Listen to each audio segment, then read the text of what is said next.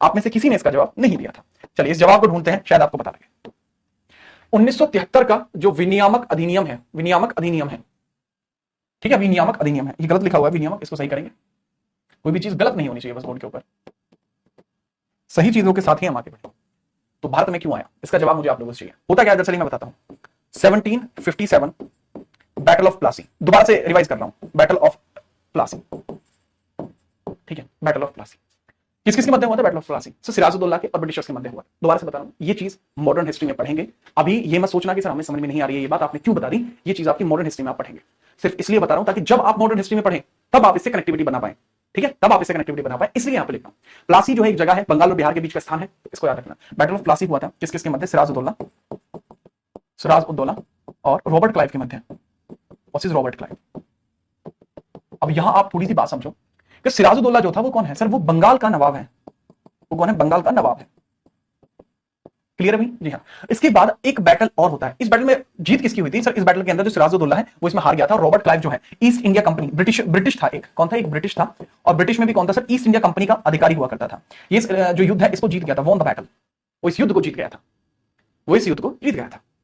इसके बाद 1764 में फिर से बंगाल के अंदर एक युद्ध हुआ था, उसको बैटल ऑफ बक्सर बोलते हैं। बैटल ऑफ बक्सर बोलते हैं, बंगाल के लिए ही था ये युद्ध भी, बैटल ऑफ बक्सर बोलते हैं, बक्सर का युद्ध। इसके अंदर कौन कौन था सर? इसके अंदर एक तो था मीर कासिम, एक था सुजाउद्दौला, और एक कौन था सर यहाँ पे? सुजाउद्दौला था, और एक कौन था सर यहाँ पे? तो that was Shah Alam second.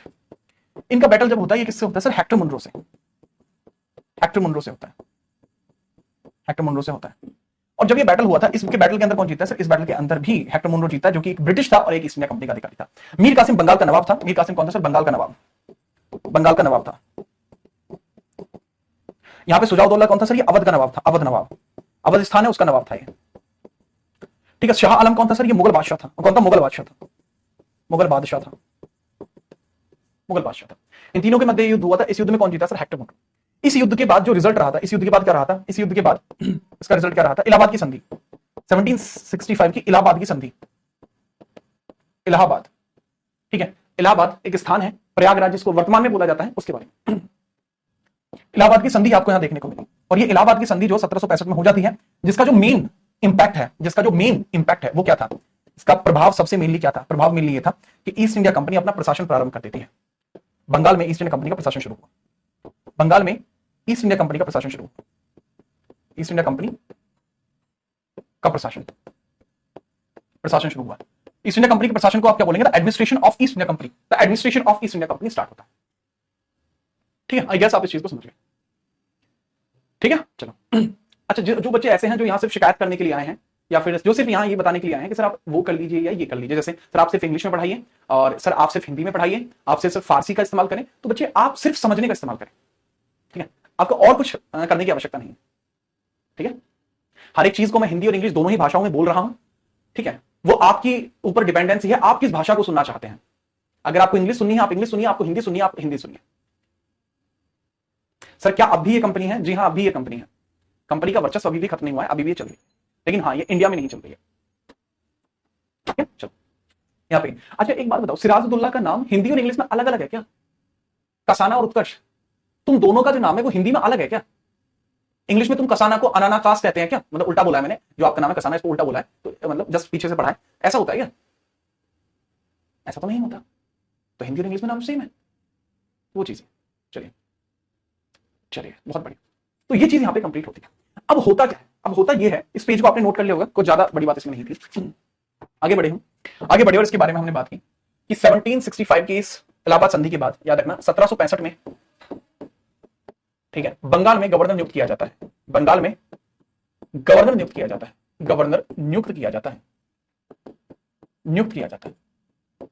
किसको गवर्नर नियुक्त किया जाता है सर? ये नियुक्त किया जाता है रॉबर्ट क्लाइव को नियुक्त किया जाता है। रॉबर्ट क्लाइव को नियुक्त किया जाता है। Who was appointed as on the post of governor? The person name is Robert Clive.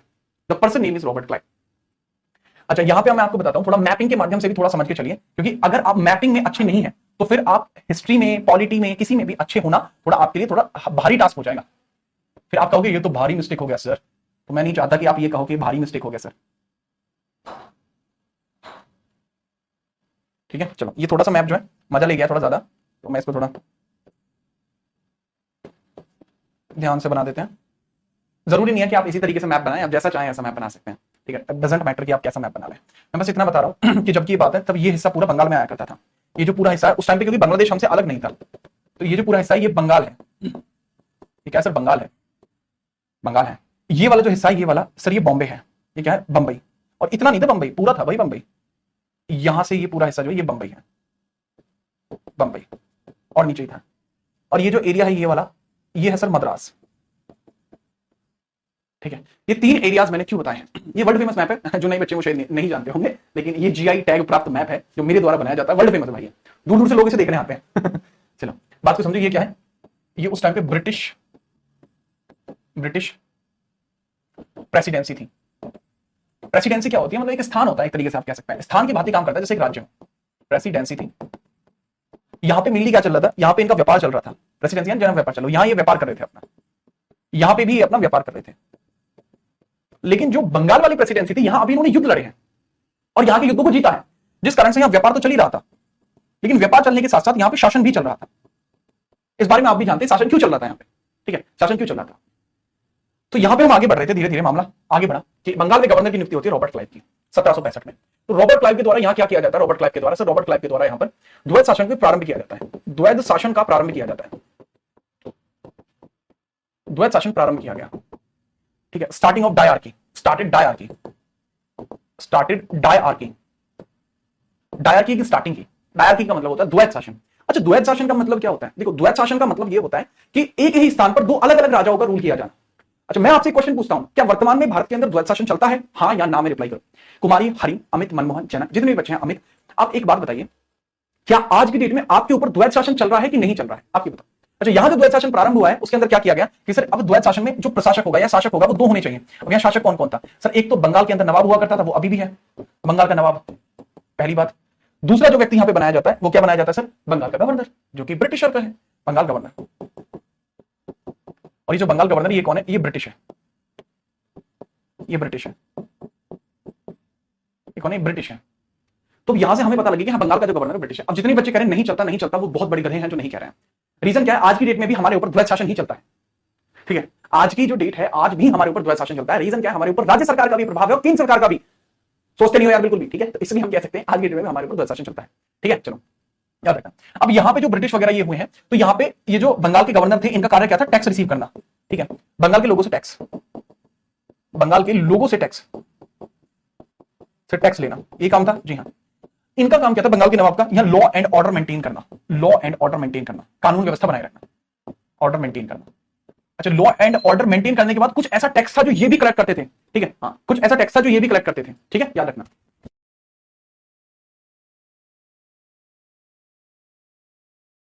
याद रखना।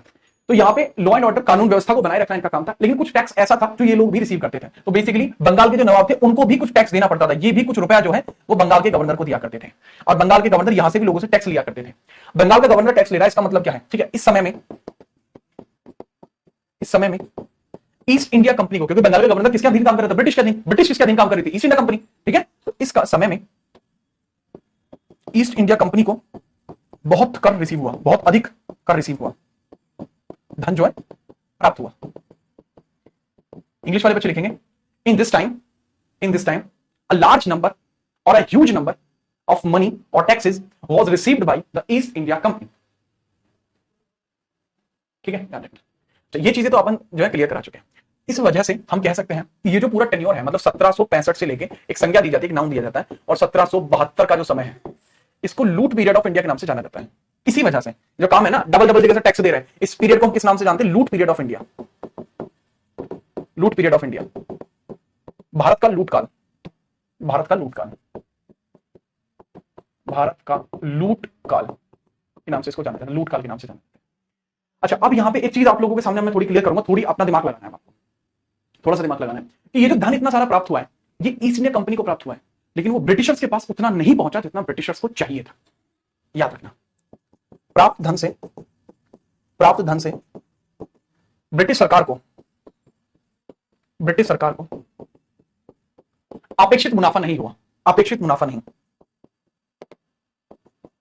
अपेक्षित मुनाफा नहीं हुआ, नहीं, इंग्लिश में इसे लिख लेंगे, ठीक है। Collected tax was not as per the British, as per the British, ठीक है, as per the British expectations. याद रखना, ब्रिटिश को, ब्रिटिश सरकार को अपेक्षित जो मुनाफा है वो नहीं हुआ, जितना इन्होंने सोचा था, जितना रुपया आया था वो नहीं आया। इसके पीछे का कारण क्या था? इसके पीछे का कारण था ईस्ट इंडिया कंपनी का अनियंत्रित कार्य, ईस्ट इंडिया कंपनी का अनियंत्रित कार्य, अनियंत्रित कार्य, अनियंत्रित कार्य को क्या बोलते हैं? अनमैनेज्ड वर्क, या फिर ठीक है इसको बोलते हैं अनमैनेज्ड वर्क या अनरेगुलेटेड वर्क। अनरेगुलेशन लिख लीजिए, आप समझ जाएंगे अनरेगुलेशन की बात है। दूसरा, ईस्ट इंडिया कंपनी के जो कर्मचारी हैं, ईस्ट इंडिया कंपनी के जो कर्मचारी हैं उनके द्वारा किया जाने वाला घोटाला, ठीक है। और ईस्ट इंडिया कंपनी के कर्मचारियों का भ्रष्टाचार, ईस्ट इंडिया कंपनी कर्मचारी का भ्रष्टाचार, का भ्रष्टाचार,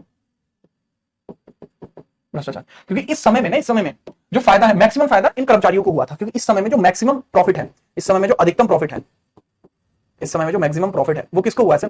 ईस्ट इंडिया कंपनी के कर्मचारियों को, कंपनी के कर्मचारियों को हुआ था। अब इस चीज को रोकने के लिए, ताकि ये चीज दोबारा ना हो और इसलिए कंपनी को जो फायदा चाहिए उतना ही फायदा मिले, उस चीज को करने के लिए ब्रिटिश सरकार के द्वारा, ब्रिटिश सरकार के द्वारा ईस्ट इंडिया कंपनी के कामों को नियंत्रित किया गया। और वो जो नियंत्रित करने का पहला मतलब पहला एक्ट था वो 1773 एक्ट था, ठीक है। चलिए, बहुत बढ़िया। देखो, आपसे मैंने किसी से नहीं पूछा बच्चे कि मुझे क्या बताया, क्या इसमें बताना चाहिए, कैसे करना चाहिए, वो चीज, ठीक है। तो आप शांत हो जाइए और ध्यान से सुनिए बच्चे। एंशिएंट हिस्ट्री क्यों नहीं कराई आपने? आपने इकोनॉमिक्स क्यों नहीं कराई? आप सर यज्ञ क्यों नहीं करते? यज्ञ क्यों नहीं करते सर? आप सर नीचे और पैर ऊपर करके पैरों से क्यों नहीं लिखते? देखो, इन सवालों के जवाब नहीं है, है ही नहीं भाई, दुनिया में बने ही नहीं यार इन सवालों के जवाब। सवालों के जवाब उसके बने हैं जो बोर्ड पे लिखा गया। अभी के लिए, आपके लिए वो जरूरी है। जब वो सब्जेक्ट चलेगा तो तब बहुत महानुभाव होंगे, वो कहेंगे ये क्यों नहीं पढ़ाया। हर चीज का बात समझे। धर्मपाल मेरे बच्चे, आप धर्मपाल, आप बहुत बढ़िया हैं, मुझे बहुत अच्छे लगते हैं आप, लेकिन जिस तरीके से आप लिख रहे हैं बेटा ऐसे मत लिखो, बात को समझो। आपकी कमेंट में मुझे एक बार में दीजिए, मेरी क्लास में आज तक भी कोई बच्चा ब्लॉक नहीं हुआ और मैं चाहता हूं वो ब्लॉक भी ना हो, समझे? आपकी बात मैंने सुन ली, समझ ली, उसके ऊपर कार्य हो जाएगा। मैंने जो बात बताई है वो आप सुन लो, समझ लो, आपका भी काम हो जाएगा, ठीक है भाई? क्लियर है? जी हाँ सर। अब क्या होता है, ये सब जब चीज चल रही है इंडिया के अंदर, जब ये सारी की सारी चीज चल रही है, तो इसके अकॉर्डिंग भी काम करना पड़ेगा इंडिया के अंदर। तो अब वही चीज है, पहली बार भारत के अंदर एक्ट लेके आया जाता है, तब अब हेडिंग आपको डालिए 1773 रेगुलेटिंग एक्ट, रेगुलेटिंग एक्ट, विनियामक अधिनियम, विनियामक अधिनियम, विनियामक अधिनियम, विनियामक अधिनियम। इसके पीछे का रीजन क्या है वो आप पहले ही समझ चुके हैं, भारत में क्यों आया था। लेकिन अब मैं बताता हूं कि इस टाइम पे ब्रिटेन के जो पीएम हुआ करते थे वो कौन हुआ करते थे? Lord north, Lord north, Lord north.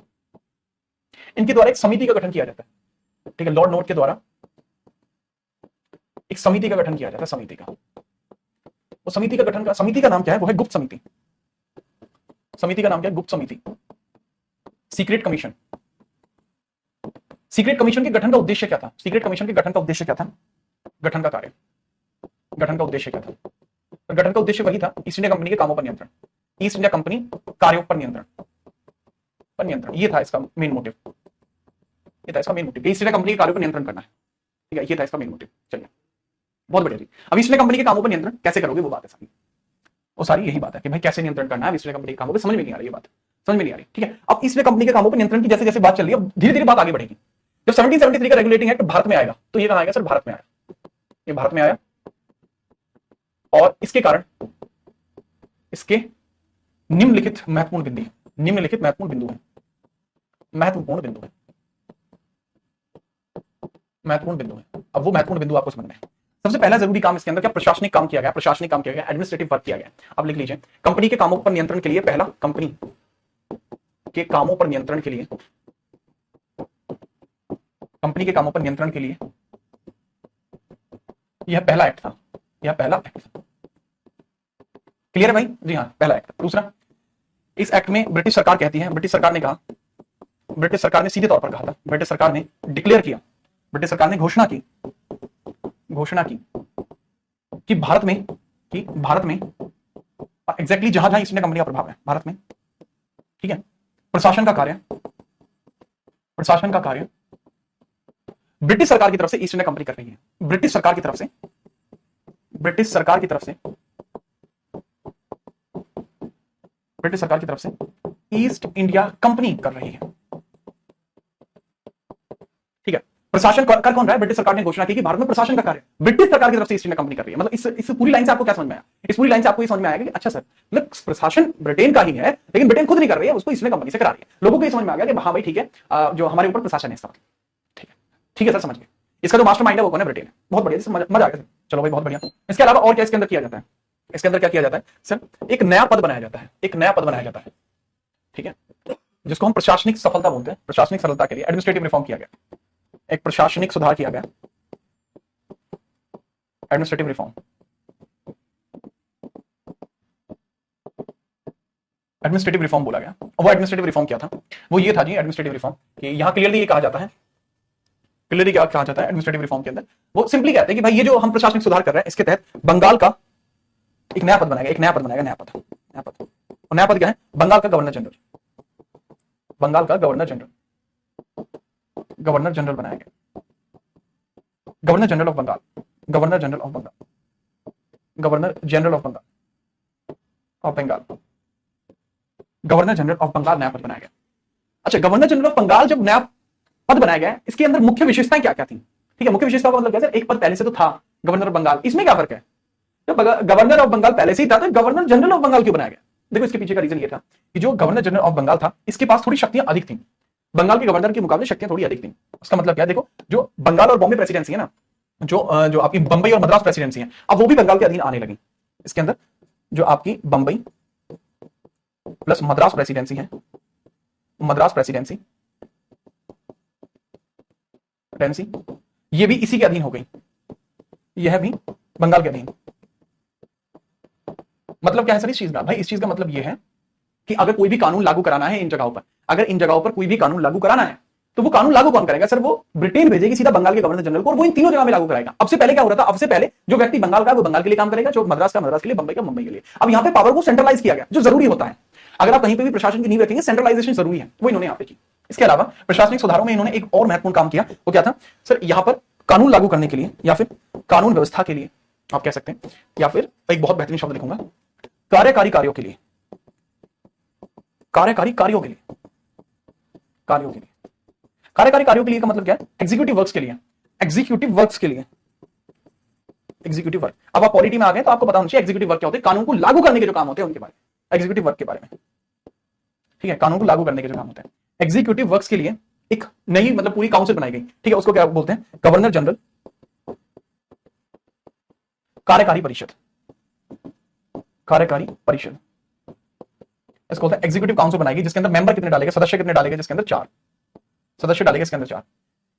ठीक है, governor general executive council, executive council. अब इसका काम क्या था? इसका काम यह था कि जो भी ब्रिटेन कानून भेजे वो गवर्नर जनरल के पास भेजेगी, गवर्नर जनरल इसको अपनी कार्यकारी परिषद को सौंपेगा, परिषद उस कानून को बंगाल में लागू करेगी। ये इसका काम था भाई, और बहुत जरूरी काम था भाई। चलो बच्चे आप सभी इसको नोट करो। आगे भी 1773 रेगुलेटिंग एक्ट के 1-2 पॉइंट और हैं, उसके बाद ये एक्ट खत्म हो जाएगा, फिर अगले एक्ट की बात करेंगे। अभी हम 2-3 एक्ट पढ़ लेंगे आज की क्लास में। अब चलो 1-2 बात है, मैं आपसे इतने कर लेता हूं। एक बच्चा है जिसका नाम है सौरभ, जिसके मोबाइल नंबर के एंड में आता है 49। इसलिए बता रहा हूं क्योंकि कई सौरभ हैं क्लास के अंदर। सौरभ बेटा, जैसी हरकत आप आज कर रहे हैं, जैसी हरकत आप वर्तमान में कर रहे हैं, इस हिसाब से अगर आप सोच रहे हैं कि आप पढ़कर कुछ अपने लिए बेहतर कर पाएंगे, तो वो गलत है बच्चे। या तो आपको अपनी आदतें बदलनी पड़ेंगी या फिर आपको अपना सपना बुलाना पड़ेगा। दोनों में से एक काम तो आपको करना पड़ेगा। आप ये बताइए, आप ये कौन से बैच में है मेरे में? आपसे पहले क्या आप पढ़े मुझसे कभी? रीजन क्या है? आप सभी बच्चे भी सोच रहे होंगे सर को एकदम से क्या हो गया, सर एकदम से इस लड़के को ऐसा क्यों कह रहे हैं? क्लास हमारी स्टार्ट हुई थी, ठीक है, आप सभी को पता है कि अब क्लास स्टार्ट हुई, हमारे 30 मिनट से ऊपर का समय हो चुका है। लड़का पिछले 15 मिनट से सिर्फ एक चीज लिखा जा रहा है कि सर वो क्लास नहीं चल रही है, स्पेसिफिक सब्जेक्ट का नाम ले रहा है, मॉडर्न हिस्ट्री की क्लास नहीं चल रही है। तब से लेकर अब तक लगभग 15 से 30 मिनट हो गए और ये बराबर वही कमेंट करे जा रहा है, बस। इसके अलावा इसमें कोई कमेंट नहीं, सिर्फ एक ही कमेंट है। चलो कोई बात नहीं, ठीक है। नहीं सौरभ, आप बेटा आप आराम से कमेंट करो, मुझे अच्छा लगने लगा आपकी कमेंट देख के, मुझे बहुत मजा आ रहा है, अब आपकी कमेंट पसंद आ रही है मुझे, आप भी पसंद हो यार मुझे। तो मैं चाहता था कि आपका सिलेक्शन हो बढ़िया तरीके से। आगे बढ़ते हैं, आगे बढ़ते हैं, चलो चीजों को समझिए। ये चीजें तो हो गई सर जी क्लियर हमारी, यहां तक हमें कोई दिक्कत नहीं। ये प्रशासनिक सुधार जो थे, एडमिनिस्ट्रेटिव रिफॉर्म जो थे सर, वो भी हम समझ गए। आगे बढ़ेंगे, 1773 रेगुलेटिंग एक्ट की ही बात करेंगे थोड़ी सी और 1773 रेगुलेटिंग एक्ट की ही बात कर रहे हैं, रेगुलेटिंग एक्ट की ही बात कर रहे हैं। अब इसके अंदर और जो पॉइंट है वो पॉइंटर लिखिए। इसके बाद इसके अंदर आप देखेंगे कि सर कुछ न्यायिक सुधार भी इसके अंदर हुए हैं, कुछ न्यायिक सुधार भी इसके अंदर हुए हैं। न्यायिक सुधारों को हम क्या बोलते हैं? जुडिशियल रिफॉर्म बोलते हैं, जुडिशियल रिफॉर्म बोलते हैं, जुडिशियल रिफॉर्म बोलते हैं। अच्छा, जुडिशियल रिफॉर्म को आप समझिए, ठीक है, जुडिशियल रिफॉर्म्स को आप समझिए। एक बच्चा पूछा सर एग्जीक्यूटिव वर्क क्या है, पायल का पूछना। पायल बेटा आपने पहली क्लास देखी जब मैंने बताया था कि एग्जीक्यूटिव, जुडिशियरी और लेजिस्लेटिव क्या होता है? नहीं देखी ना आपने, सीधा थर्ड क्लास में आई है। हाथ होती है। देखो बच्चे, एग्जीक्यूटिव का मतलब होता है कानून को लागू करने का काम, उसको एग्जीक्यूटिव कहते हैं। ठीक है, चलिए आगे बढ़ते हैं। न्यायिक सुधार के बारे में हम बात करते हैं, न्यायिक सुधार के बारे में। जुडिशियल रिफॉर्म क्या किया गया? देखो कलकत्ता में पहली बार अगर आप कहीं पर कानून को लागू करना चाहते हो, वो जो एग्जीक्यूटिव रिफॉर्म बनी है वो किस लिए बनी है? एग्जीक्यूटिव वाली, तो जो एग्जीक्यूटिव वाली बनी है ताकि कानून को लागू किया जा सके। अच्छा, कानून सही प्रकार से लागू हुआ है या नहीं हुआ है ये कैसे पता लगेगा? हुआ है या नहीं हुआ ये कैसे पता लगेगा? देखो ये ऐसे होगा कि पहली बार एक कोड बनाया जाएगा जिससे कि अगर कोई कानून को फॉलो नहीं कर रहा है तो उसको सजा दी जाए। तो कलकत्ता में पहली बार सुप्रीम कोर्ट की स्थापना 1774 में, सुप्रीम कोर्ट की स्थापना, और ये सुप्रीम कोर्ट की स्थापना भाई इसके अंदर की जाएगी, सुप्रीम कोर्ट की स्थापना इसके अंदर की जाएगी कलकत्ता में पहली बार। जब कलकत्ता में पहली बार सुप्रीम कोर्ट की स्थापना की गई है जी, इसके अंदर क्या किया गया है खास? क्या किया गया है खास वो देखिए भाई। पहला पॉइंटर आपको यहां समझना है क्या किया गया है इसमें खास। इसमें खास ये किया गया है कि इसके अंदर 4 जज होते हैं, 4 जज टोटल इसमें रखे गए, 4 जज टोटल इसमें रखे गए, 4 जज टोटल इसमें रखे गए, जिसमें से एक था मुख्य एलिजहा इम्पे, एक था मुख्य जिसको हम बोलते हैं एलिजहा इम्पे, एलिजहा इम्पे। अच्छा, 3 अन्य भी हैं इसके अंदर, 3 अन्य जज भी हैं। वो 3 अन्य जज कौन कौन से हैं जी? सर जी वो 3 अन्य जज जो हैं वो कुछ इस प्रकार से हैं। सबसे पहले लिमेस्टर, हाइड और chambers. Lord लिमेस्टर, Lord hide and Lord chambers, ये 3 लोग हैं। ये 3 लोग आपको यहां देखने को मिलते हैं। ठीक है, इनका काम क्या था सर? लॉ एंड ऑर्डर को मेंटेन करना। शुरुआत में जब ये सुप्रीम कोर्ट बनाया गया था, इसके पीछे का कार्य क्या था सर? शुरुआत में सुप्रीम कोर्ट के बनाए जाने के पीछे का रीजन सिर्फ एक था कि जो ब्रिटिश अधिकारी है या कोई ऐसा व्यक्ति है जो ईस्ट इंडिया कंपनी से संबंध रखता है तो उसके रिगार्डिंग ये जो है मतलब कार्य करेगी। लेकिन जब इसकी स्थापना की जाती है 1774 में तो ये कहा गया कि सबके लिए होगी। किसके लिए होगी? ये सबके लिए होगी। समझे? अब सर सबके लिए होगी सर मतलब समझ में नहीं आया। सबके लिए का मतलब सर मतलब भारतीयों के लिए भी, ईस्ट इंडिया कंपनी के लिए भी। लेकिन उसके बाद एट द एंड आफ्टर 1786 ये सिर्फ किसके लिए रह गई? सिर्फ ईस्ट इंडिया कंपनी के कर्मचारियों के लिए। इतना याद रख पाओगे? इतना कभी पूछा नहीं जाएगा जितना आपको लिखा है ना बोर्ड पे। बोर्ड पर लिखी हुई बातें ही अगर आपने याद कर ली तो आप मान के चलो आप कोई भी वनडे एग्जामिनेशन निकालने के लिए तत्पर है पॉलिटी के अंदर। दूसरा सौरभ नाम का एक और लड़का आ गया है। आपका कमेंट मुझे शो हो रहा है, निश्चिंत रहो। आप जो चीज लिख रहे हैं ना कि सर पॉलिटी का फर्स्ट क्लास शो नहीं हो रहा है, इंट्रोडक्शन में देख लेना वरना मैं अपडेट करा दूंगा। ठीक है बच्चे, आगे बढ़ो। इसके बाद भारत में कलकत्ता में पहली बार ये आपका सुप्रीम कोर्ट बना दिया हमने। इसके बाद एक और चीज इसके अंदर किया गया भ्रष्टाचार को रोकने के लिए, क्योंकि याद हो तो ये जो मेनली एक्ट आया था वो भ्रष्टाचार को रोकने के लिए ही आया था। मेनली तो यही काम था इस एक्ट का कि भाई भ्रष्टाचार को रोकना है। भ्रष्टाचार बहुत बढ़ रहा है कंपनी का, जिस वजह से जो रेवेन्यू आना चाहिए वो रेवेन्यू नहीं आ रहा है। यही काम था मेनली। तो भ्रष्टाचार को रोकने के लिए यहाँ पे काम किया जाता है, भ्रष्टाचार को रोकने का काम भी इसके थ्रू किया गया। ठीक है, करप्शन प्रोहिबिशन भी इसमें की जाती है। करप्शन प्रोहिबिशन भी इसके थ्रू की जाने की कोशिश की जाती है। 2-3 इंपोर्टेंट वर्क है जो इसके थ्रू किए गए हैं। 2-3 इंपोर्टेंट वर्क है जो इसके अंदर किए गए। पहला काम, कंपनी के अधिकारियों पर निजी व्यापार करने पर रोक लगाई गई। अधिकारियों पर निजी व्यापार पर रोक लगाई गई कि निजी व्यापार आप नहीं कर सकते। निजी व्यापार रोक लगाई गई। निजी व्यापार पर क्या करा गया सर? निजी व्यापार पर रोक लगाई गई। दूसरी चीज यहां क्या की गई? कंपनी के कर्मचारियों पर गिफ्ट लेने पर प्रतिबंध। ये ब्राइब रोकने के लिए किया गया था। ब्राइब यानी रिश्वत, गिफ्ट लेने पर प्रतिबंध पर रोक लगाएगी। ठीक है, चलो इसको क्या बोलेंगे सर हम? सर ये है इंडिविजुअल ट्रेड पर रोक लगाएगी। इंडिविजुअल ट्रेड पर रोक लगाएगी एंड कंपनी के कर्मचारियों पर गिफ्ट लेने से प्रतिबंध। ठीक है, नो गिफ्ट पॉलिसी यहां ली गई, नो गिफ्ट पॉलिसी। इसको लिख सकते हैं इंग्लिश में बच्चे। यशांक कह रहे हैं today is my birthday. Yashank भाई आपको बहुत बहुत हैप्पी बर्थडे। और मेरा तो ये मानना है कि आपसे हमारी जल्दी ही मुलाकात हो। जब आपसे मुलाकात हो तो अगले जन्मदिन तक आप अपने लिए एक जॉब सिक्योर कर सकें और आप गर्व से कह सकें कि सर आपसे मिलकर हमें अच्छा लगा। हमें इंतजार रहेगा। अभी फिलहाल के लिए आपका जो आने वाला साल है वो बहुत बेहतरीन रहे और सिलेक्शन की राहों पर आपको और आगे लेके जाए। अच्छा लगेगा यशांक हमें। ठीक है भाई, हैप्पी बर्थडे आपको एक बार फिर से। ठीक है, चलो भाई बहुत बढ़िया यार, तुम लोगों का मतलब सही बर्थडे है यार, तुम्हारा बढ़िया जलवा। ठीक है ये मतलब मैं हर एक एस्पिरेंट की, जो भी एक बच्चा है जो कमेंट कर रहा है वहां पे बैठ के, मैं उसकी भावनाओं की कदर करता हूं। ठीक है, उसकी भावनाओं की कदर करता हूं। मैंने भी, ऐसा नहीं है कि मैंने सिर्फ ऑफलाइन पढ़ा है, मैंने कुछ पोर्शन अपने ऑनलाइन भी कवर किए थे, ऑनलाइन भी कवर किए थे। That's was basically a good thing, that was basically a good thing. मजा आता है, ठीक आता ही है, लेकिन वही है कि मैं कदर करता हूं अपने से हर एक व्यक्ति की, लेकिन आप वास्तविकता में उस चीज की कदर नहीं कर पाते जिसकी आपको आज की डेट में करनी चाहिए। ठीक है, चलिए। गिफ्ट लेने का मतलब क्या है भाई? ये गिफ्ट लेने के नाम पे रिश्वत लिया करते थे, ठीक है, तो इसको एंटी ब्राइब एक्ट बोला गया था, anti bribe act, bribe act, anti bribe. Anti bribe का मतलब ब्राइड, ठीक है, ब्राइब है, ब्राइब, ब्राइब, ठीक है, रिश्वत लेने पर रोक। ठीक है, चलो बहुत बढ़िया, नोट हो गया पूरा। तो भाई ये था आपका 1773 का रेगुलेटिंग एक्ट, 1773 का रेगुलेटिंग एक्ट। एग्जाम में क्वेश्चन कैसे बनेगा? मोस्ट ऑफ द बच्चों का यही थॉट है, एग्जाम में क्वेश्चन कैसे बनेगा सर बता दो, आप बताते नहीं हो कि आप एमसीक्यूएस कराओगे नहीं कराओगे, ठीक है, वो सब आप लोगों का बनना होता है। पहली बात ये, एमसीक्यूएस में आपको क्लास के साथ अलग से प्रैक्टिस नहीं कराऊंगा कि हाँ, मतलब ऐसा नहीं है कि मैं आपके लिए 50 क्लास प्रैक्टिस की लूंगा, नहीं, आपको क्वेश्चन बनाना सिखा दूंगा, आप जहां से भी क्वेश्चन लगाना चाहें आप लगा पाएंगे। प्रैक्टिस शीट दूंगा एंड में जब कंप्लीट हो जाएगा आपका बैच। बात को समझो, क्वेश्चन आपके एग्जाम में कैसे क्वेश्चन आएंगे, एग्जाम में क्वेश्चन आने का पैटर्न क्या है? अभी तक जितने भी क्वेश्चन मैंने पूछे हैं उस तरीके से आपसे पहला सवाल मैं पूछ रहा हूं। Question number 1, east India company, east India company किसके अधीन कार्यरत थी, किसके अधीन कार्य करती थी, कार्य करती थी? Who was the controller of East India Company? Who was the controller of East India Company? पहला मैंने लिखा गवर्नर जनरल, ठीक है, बंगाल गवर्नर, बंगाल गवर्नर,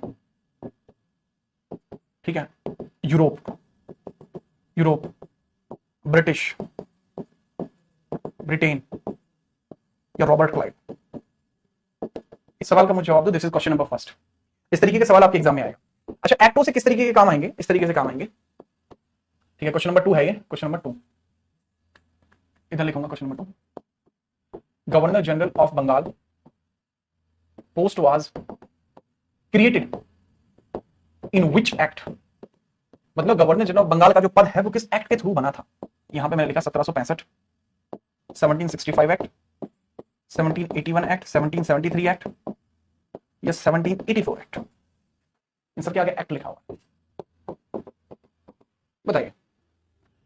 काफी सारे बच्चों ने जो पहले सवाल का आंसर है वो दिया, लेकिन बहुत ज्यादा गलती कर दी। सवाल के ऑप्शंस ऐसे हैं कि आप लोग गलती कर जाएंगे और आपको पता भी लगेगा कि आपने गलती कर दी। आपको लगेगा कि अभी तो मैंने पढ़ा था, मैंने सही आंसर दिया है, अभी तो मैंने पढ़ा था, मैंने सही आंसर दिया, लेकिन बावजूद उसके आप गलती कर जाएंगे। उस गलती को दूर करते हैं। पहले मैंने पूछा ईस्ट इंडिया कंपनी जो है किसके अधीन काम किया करती थी? सर ईस्ट इंडिया कंपनी सिर्फ ब्रिटिश सरकार के अधीन काम करती थी, ब्रिटेन के अधीन काम करती थी। ये तो सर, ये जो गवर्नर जनरल है या बंगाल के गवर्नर जनरल है, ये तो ईस्ट इंडिया कंपनी के अधीन काम किया करते थे, ये तो इसके अधीन काम किया करते हैं सर, ठीक है। तो correct answer is Britain. Second मैंने पूछा था governor general of Bengal post किस एक्ट के थ्रू क्रिएट की गई थी? सर 1773 एक्ट के तहत क्रिएट की गई थी। आपसे ऐसे ही पूछा जाएगा, एक्ट के रिगार्डिंग कोई बात पूछी जाएगी और फिर आपको बताया जाएगा, ठीक है। नवीन बेटा बार बार इस तरीके का सवाल मत करो, ये आपका सवाल नवीन नहीं है, बिल्कुल बहुत ही बेहद पुराना सवाल है। अब मैंने आपसे पूछा बंगाल का पहला गवर्नर या बंगाल का पहला गवर्नर, आप बताइए आंसर क्या है इसका? रॉबर्ट क्लाइव, रॉबर्ट बैराथियन चलिए, इसके बाद वॉरेन हेस्टिंग, हेस्टिंग्स, हेक्टर या नॉर्थ, लॉर्ड नॉर्थ? ये आपका क्वेश्चन नंबर 3 है। एग्जाम में ऐसे ही पूछा जाएगा। क्वेश्चन नंबर 4, बंगाल का अंतिम गवर्नर, अंतिम गवर्नर, ठीक है। ये सारे के सारे जो ऑप्शंस हैं ये सेम ऑप्शन इसके हैं, इसके जो ऑप्शंस हैं वो सेम, इसी में से पिक कर लेना, सेम सेम इसी में से पिक कर लेना। सचिन, कुमारी, आकाश, शिवम, राजीव, राहुल, राहुल तुम्हारा गलत है, ठीक है। चलो, इन सबका जिनका नाम लिया था उन सबका सही है। और भी काफी सारे बच्चे आंसर कर रहे हैं, लेकिन वही है कि वो लेट हो गए आंसर करने। लेकिन मैं बता देता हूं क्या था सही आंसर। देखो, बंगाल का पहला गवर्नर कौन था? 1765 में बना था, रॉबर्ट क्लाइव था। बंगाल का अंतिम गवर्नर कौन था? या तो आप इसे अंतिम गवर्नर कह लो या पहला गवर्नर जनरल, पहला बंगाल का गवर्नर जनरल का गवर्नर जनरल, आप जैसे कहना चाहो ऐसे कह सकते हो। That is Warren Hasting, that is Warren Hasting, ठीक है। थर्ड का ए और फोर्थ का बी। चलो क्लियर है? हाँ सर क्लियर है। ये मामला आपने काफी सारा क्लियर करा दिया। इसके बाद हम आगे बढ़ेंगे, इसके बाद क्या करेंगे, इसके बाद हम आगे बढ़ेंगे और आगे पॉइंटर्स आपको समझेंगे। अगला एक्ट आपको कौन सा देखने को मिला? अगला एक्ट हमको देखने को मिलेगा 1781 का एक्ट, ठीक है। चलिए, अगला एक्ट आपको देखने को मिलेगा रेगुलेटिंग एक्ट ऑफ 1781। और रेगुलेटिंग एक्ट तो बेटा खत्म कर लिया ना हमने। अगला हमें देखने को मिलेगा act of settlement 1781, act of settlement 1781। इसको बोलते हैं संशोधनात्मक अधिनियम, संशोधनात्मक अधिनियम, संशोधनात्मक अधिनियम, संशोधनात्मक अधिनियम 1781, ठीक है। संशोधनात्मक इतना हार्ड सवाल है, आप में से कोई रिप्लाई नहीं कर पाएगा, मैं तो रिप्लाई कर ही नहीं पा रहा हूं। इन्होंने हमसे पूछा है आप मेरे सवाल का रिप्लाई नहीं करते हो, यही सवाल है। अब बताइए आप कैसे बता पाओगे? यही इनका सवाल है, आप मेरे को कभी आंसर नहीं करते, यही इनका सवाल है। अब इनको क्या आंसर किया जाए मुझे ये नहीं पता है दरअसल। चलो बात को लिखो आगे। एक्ट ऑफ सेटलमेंट संशोधनात्मक अधिनियम 1781, इंपॉर्टेंट ईयर है 1781। इसमें क्या किया जाता है देखो, बंगाल का जो गवर्नर जनरल था, धीरे धीरे इसकी जो पावर्स वो कम होती जा रही थी, धीरे धीरे जो इसकी पावर्स हैं वो कम होती जा रही थी। इसकी पावर्स को धीरे धीरे बढ़ाना जरूरी था, इसकी पावर्स को धीरे धीरे बढ़ाना जरूरी था। इस वजह से यहाँ पे कई सारी चीजें जो है की गई हैं, कई सारी जो चीजें हैं वो कई गई हैं, ठीक है, याद रखना। और वो क्या क्या चीजें हैं, बिहार और बंगाल, बंगाल क्षेत्र तो पहले से अपने अधीन था, लेकिन इसको लिखेंगे बिहार, बिहार क्षेत्र। इसके महत्वपूर्ण बिंदु लिख लीजिए, महत्वपूर्ण कार्य, इंपोर्टेंट वर्क, महत्वपूर्ण कार्य इसके थ्रू क्या क्या होंगे। बिहार प्लस उड़ीसा, ठीक है, उड़ीसा क्षेत्र, बिहार प्लस उड़ीसा क्षेत्र, बिहार प्लस उड़ीसा क्षेत्र। कुछ जगहों पर आपको ये भी लिखा मिलेगा कि बिहार प्लस बंगाल क्षेत्र। उड़ीसा की जगह यहां कुछ बुकों में आपको बंगाल भी लिखा देखने को मिल सकता है, डजंट मैटर, क्योंकि बंगाल पे अधिकार पहले से ही था। अब उड़ीसा लिखिए, ठीक है, अब उड़ीसा लिखिए, उड़ीसा लिखिए। बिहार प्लस उड़ीसा या बंगाल क्षेत्र जो लिखना चाहो, डजंट मैटर भाई, ये पूछा नहीं जाता, ठीक है। ये तो पूछा जा सकता है कि इसमें हुआ क्या था, ये नहीं पूछा जाएगा कि उड़ीसा आएगा बंगाल आएगा, सीधा लिखा होगा बिहार। इसमें इंपॉर्टेंट है, मेन मोटिव है भाई यहाँ बिहार से, सिर्फ हमें यहाँ बिहार पे ध्यान देना है, ठीक है। चलिए इसके बाद क्या बोल रहे हैं, भावना आपका जो भी सवाल है आप लिख दीजिए, आपका कमेंट में देख लूंगा, उसके अकॉर्डिंग उसकी बात हो जाएगी, ठीक है। बिहार या उड़ीसा क्षेत्र या बंगाल क्षेत्र में कोई भी कानून संबंधित शक्ति किसको दे दी गई, कानून संबंधित शक्ति गवर्नर जनरल ऑफ बंगाल को दे दी गई, गवर्नर जनरल ऑफ बंगाल को दे दी गई, बंगाल। अच्छा, आपको ऐसा नहीं पता कि इसको ये शक्ति देने से इसकी पावर थोड़ी बढ़ गई है। अभी तक तो ये बहुत बड़ा मतलब कैडे आदमी हुआ करता था, कहा था बंगाल के एरिया पे मजे ले रहा था, मद्रास पे ले रहा था, बंबई पे ले रहा था, लेकिन अभी आसपास में बिहार उड़ीसा में कानून संबंधित शक्ति इसके पास है, अगर कोई कानून बनाना है तो ये बना सकता है, मतलब अलग ही लेवल के खिलाड़ी हो चुका था।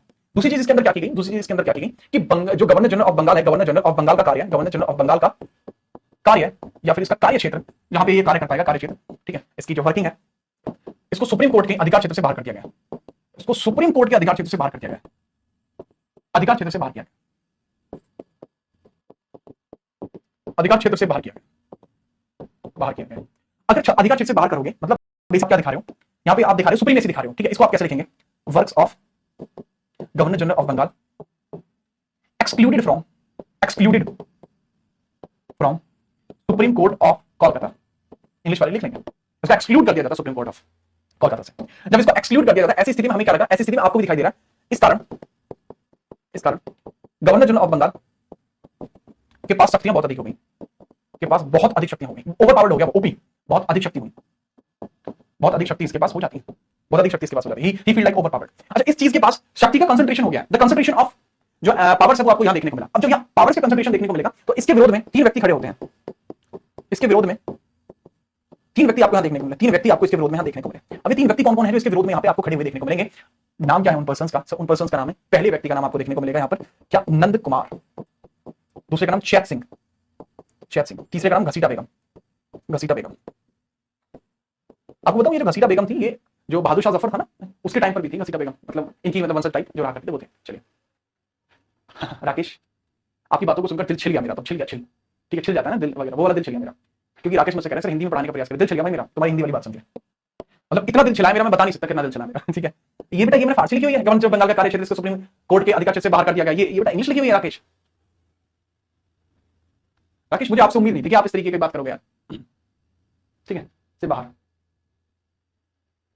और क्या लिखना, अच्छा बाहर की स्पेलिंग गलत है, ओफो, ये लो भाई बाहर लिख लो, बाहर कर दिया गया, ठीक है। चलो भाई क्लियर है, घसीटा बेगम। अब इसमें इनका विरोध जो इसके विरोध में ये तीन व्यक्ति आते हैं, किसके विरोध में आते हैं सर, ये विरोध में आते हैं गवर्नर जनरल ऑफ बंगाल के पास बहुत अधिक शक्ति, इस चीज के विरोध में आते हैं। उस टाइम पे गवर्नर जनरल बंगाल कौन हुआ करता था, वॉरेन हेस्टिंग्स, तो ये वॉरेन हेस्टिंग्स के विरोध में आते हैं, ये क्या वॉरेन हेस्टिंग्स के विरोध में आते हैं, ठीक है, वॉरेन हेस्टिंग्स के विरोध में।